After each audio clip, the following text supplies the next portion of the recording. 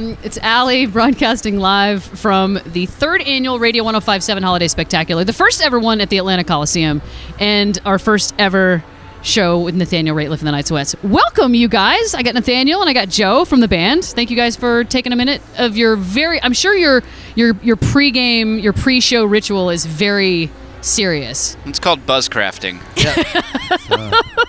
Trying to, yeah. Do you care to explain what that is? Well, trying to not have a drink until maybe an hour before the set, usually. Got it. Okay. And then after that, is there like a process of how many that you need to have before it's... It's not a need, okay. It's a want. Got it. Yeah. Okay. It's more like trying to resist the urge to drink. I thought we were playing at 6, so I started drinking at 4:30. Yeah, it's going to be an extra challenge. It's a late show. No, I took a nap. So the last time we hung out, we were backstage of Music Midtown, and it hadn't. I don't think it's rained since Music Midtown, but we got all of the rain in that one day. And for the whole year. Pretty much, yes. Yeah. They evacuated the festival, and we were worried that you guys were not even going to get to play because they kicked everybody out. There was the sirens went off, and we were worried, and people were very upset. Well, we got lucky and got to play. We were discussing trying to throw a show at a small place. We played the Earl last year when we were out here, so we thought, let's go play there. And then fortunately the show was back on, and Luke and I, our guitar player, we met a couple outside earlier today who had evacuated, and by the time they finally got back they walked to their hotel. It was like a 45-minute walk in the rain, and they got there and got the text that the show was on, and they couldn't get back in time, which is really. And they drove like an hour to get there. That's or something. A bummer. They drove 3 hours. No, 3 That's hours, I think. So glad to be back. So they made it, and you're going to do the full set and indoors, so we don't have to worry about any sort of, well, God forbid, an earthquake or something. We don't have to worry about just power outages.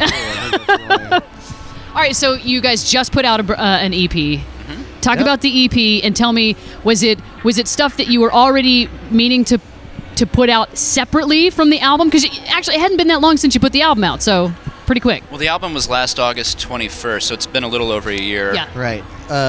So we're still in the middle of that, or not, we're trying to the end of that cycle, but we had more touring, and so we thought it would just be good to put out some more music to keep fans fresh, and because it's still going to be a while before we put out a full length. And I was sort of kicking around the idea of some of the material that's on there would go on the next record, but then I also thought, why not just get rid of it and write some more and stuff? So, not get rid of it, but just do something different. Release it. And then start fresh with the next one, as opposed to hold on to those songs and try to put them on the next records. Right. Yeah. Okay. You've got Makes some. sense. It's a mix of. There's one live recording from the Stax Museum in Memphis. Yes.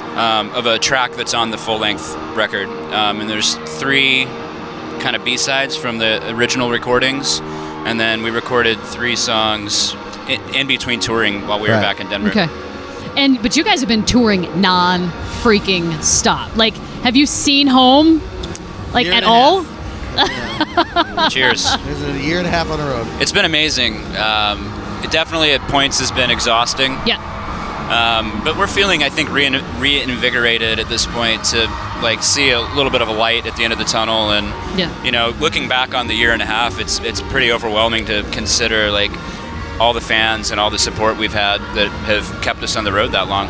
So what, 2, 3, 4 more shows? And then you can kind of maybe unplug? First out of 10 on this run. Okay. Yeah. And then we have 2 in Denver, and then sort of a little Leonard Cohen tribute that we're doing at a small home bar. And then we'll see. We might do another benefit for Standing Rock. We'll see. Okay, fantastic. That's awesome. And will you miss will you miss the road? Or are you... It's weird. We've been on the road so much that being home feels a little bizarre sometimes. But we have a couple months off at the beginning of next year to kind of write the next record, so hoping to readjust to domesticated life. I realized I forget how to cook simple things when I when is the food showing up? What's going on? Well, we love your brand of rock and roll, and I just think it's just it transcends all of the genres, and that's what's so, to me personally, I can't speak for everyone, but that's what's so fantastic about it, is that you can hear a little bit of so many different types of music in your music, and it touches everyone. So Thank you guys well, are Kanye awesome. is going to do a cameo on the next record. So. And I do a cover song feature on my show every day.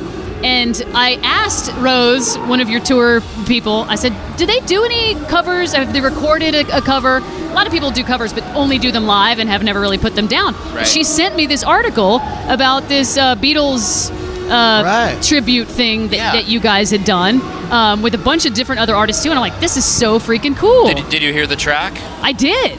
We did that in Belgium while we were on tour in Brussels. It was amazing. So did they just call you and be like, hey, we want you to do one of these tracks? Or yeah, basically. Yeah. So, and then we have a Christmas song coming out. It's a cover. But we actually have a lot of covers that we've worked on. Okay. A couple of band covers. Yep. Bruce Springsteen song, some Van Morrison. Are you going to do a cover tonight? Yeah. I think Maybe. so. Yeah. And we're going to cover our old folk project as well. We're actually doing a cover of a song called Boil and Fight. It came out in, 2007? 7 or 8, yeah.